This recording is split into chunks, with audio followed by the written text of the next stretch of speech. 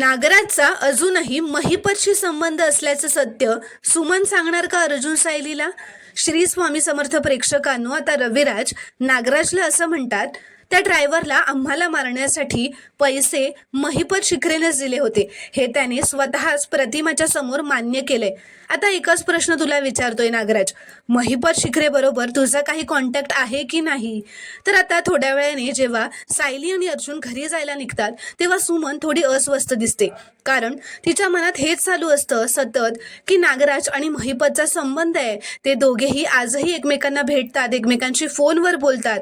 हे सत्य सुमनला माहिती असतं, म्हणून तिला हे सत्य अर्जुन सायलीला सांगायचं असतं, पण नागराजच्या भीतीपोटी ती सांगत नसते आणि त्यामुळेच ती थोडी अस्वस्थ दिसत असते.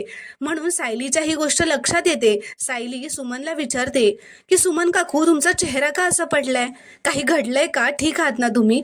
तर प्रेक्षकांनो, आता सुमनचं बोलणं ऐकून सगळ्यांनाच धक्का बसलेला आहे असं आपल्याला पाहायला मिळतं. आता सुमनने नक्की काय सांगितलंय ते आपल्याला पुढील भागातच पाहायला मिळेल. प्रेक्षकांनो, तुम्हाला जर का हा शॉर्ट रिव्ह्यू आवडला असेल तर व्हिडिओ लाईक करा व चॅनलला प्लीज सबस्क्राईब करा.